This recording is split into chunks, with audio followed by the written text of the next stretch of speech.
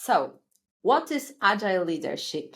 We will start with a small disappointment, so we don't have a very strict definition. If you are looking for some wonderful checklist and definitions that you can just follow, I'm sorry, I will disappoint you because this is not the case.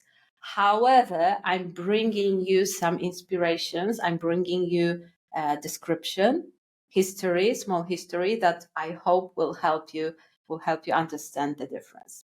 So one of my favorite comparisons between traditional management and agile leadership is about roles, about responsibilities, accountabilities, who is responsible, accountable for what, and it is also about expected effects of the work that is going to happen. So let's start with traditional management. I recall pretty clearly the example of my friend. I met her in my occupational health and safety school. So she used to work in the factory.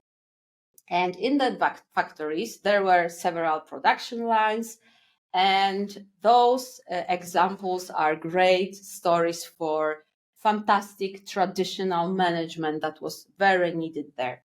So the managers of certain lines, they were focused on quality of the items produced, on the repetitiveness of the whole process, so that those items are good enough, roughly the same within boundaries, within constraints, and that the people come to work, they are there, they are focused on making things right.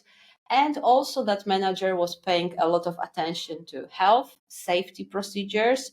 There might be a lot of accidents when people try to, let's make it quick, right? Let's move quickly those items through the line. So that was also one of the important responsibilities of this manager, to pay attention to safety of the people. So they care, right? They care about people, they care about company, they care about the process. And that was great, right? That was great when we look at that example. Another point is that those leaders from the factory, they were very output oriented. Well, and in fact, it was great because the factory knew that this is the order. We need to produce a few thousand items of that type, several thousand of items of another type. So that was a clear output goal. And the manager paid a lot of attention that right production lines are active, they are set properly, people are doing right things. So let's now move toward agile leadership, right? Because that was our question. Why we are talking about that? What is the difference? Why we need it? So when it comes to agile leadership, I expect that such leaders will not create a lot of very strict rules. They will not be bringing a lot of rules that we just follow and that's it. Certain rules are needed, some kind of constraints and boundaries for so-called self-management, self-organization. However, what I believe agile leadership to bring to our organization is rather fundamental values, direction, right? And the space for the people, for individuals, and for the teams to interpret those values properly, right? So people not only bring their hands, legs, their head to the job, they bring their brain, and this brain is turned to creativity mode, right? So this is something that agile leaders want to achieve. People who are using their creativity to solve certain problems.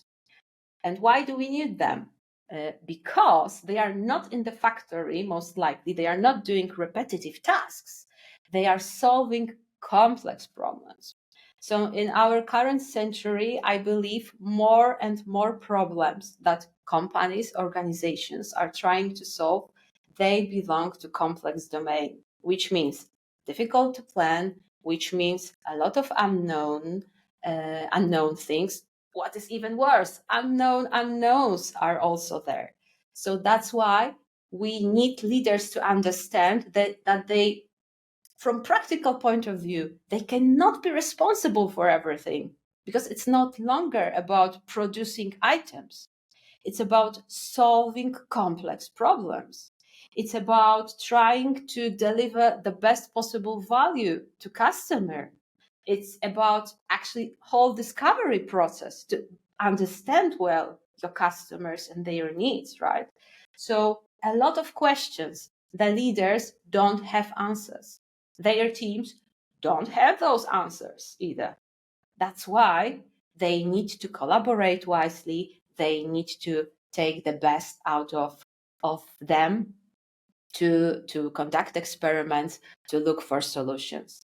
And that's why the agile leader is doing a step, or maybe even a few steps back, creating a space, helping the teams with resolving impediments, helping them creating right environment. However, the teams are more responsible for making things, for making decisions, conducting experiments. And in the second case, I hope you found out that already, but I will emphasize it.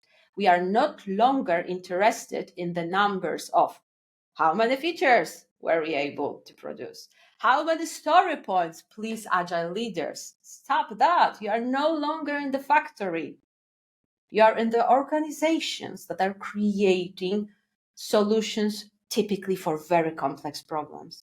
That's why thinking about value and thinking about outcomes, actual change, positive change that you want to achieve in your customers, in your users' life, this is something that I encourage you to think about.